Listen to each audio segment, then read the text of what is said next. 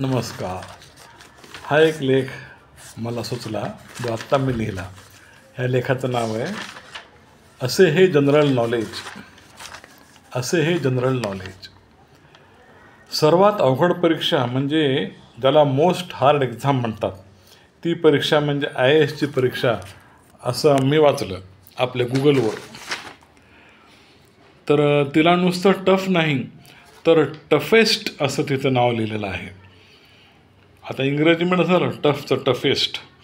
आता आपल्या मराठी गावरान मराठीमध्ये इंग्रजीमध्ये कसं म्हणायचं, अवघडेस्ट आपली इंग्रजी. तर असो, या IASची परीक्षेमध्ये IASमध्ये जर पूर्ण यश मिळवायचं असेल तर अति प्रचंड प्रमाणात जनरल नॉलेज हवे. सोपे प्रश्न तिचे नसतातच. साहित्य क्षेत्र, नोकरी क्षेत्र, बिझनेस क्षेत्र, पुराणकाळ, फिल्म इंडस्ट्री वगैरे वगैरे कशाबद्दलही आणि काहीही प्रश्न तिथे असतात. समजा पुराणकाळ घ्या, राम, लक्ष्मण, भरत आणि शत्रुघ्न. आता आपल्या रामाची, लक्ष्मणाची आणि भरताची या तिघांची बायका त्यांचे नावं सांगता येतील, पण ते तुम्हाला जर विचारतील शत्रुघ्नाच्या बायकोचं नाव काय होतं सांगा, तेच आपल्या लक्षात नसतं. 95% लोकांना माहीत नसतं, 5% लोकांना माहीत असतं. ह्याचं नाव जनरल नॉलेज. त्यानंतर ते तुम्हाला महादेवाच्या बायकोचे नाव काय इतका सोपा प्रश्न विचारणार नाहीत, तर ते विचारतील दत्तात्रयाच्या बायकोचं नाव काय, किंवा गणपतीला किती मुले होती त्यांची नावे सांगा. असे हे जनरल नॉलेज.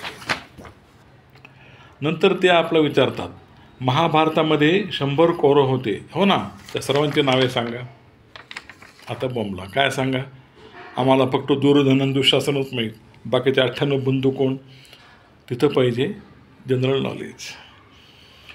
आता समजा फिल्म इंडस्ट्रीकडे वळा, सिनेमा जगत, तर ते आपल्याला अमिताभ बच्चनबद्दल काहीच प्रश्न विचारणार नाहीत, कारण ते सोपे प्रश्न असतात त्याचे.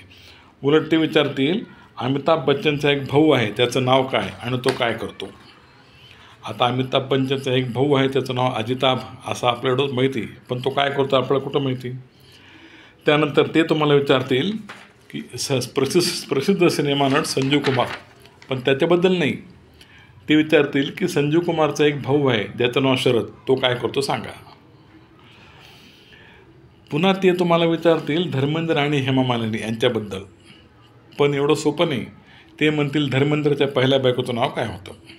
आता कोणाला माहिती काय नाव होतं. धर्मेंद्रच्या लग्नाची पत्रिका आपला आली होती का तिचं नाव लक्षात ठेवायला. तर हे असं असतं. तिथं पाहिजे जनरल नॉलेज.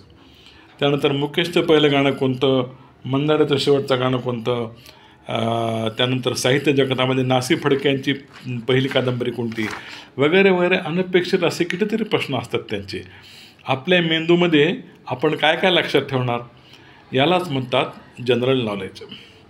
अहो, आपल्या जिल्ह्यात तर सोडा, मी तर म्हणतो आपल्या पूर्ण मराठवाड्यामध्ये एक तरी IAS अधिकारी आहे काय, हा प्रश्न विचारा असा वाटतो. एखादा तरी असेल का, कारण तिथपर्यंत पोहोचणं फार अवघड आहे. तिथं पाहिजे जनरल नॉलेज. तर असं हे जनरल नॉलेज.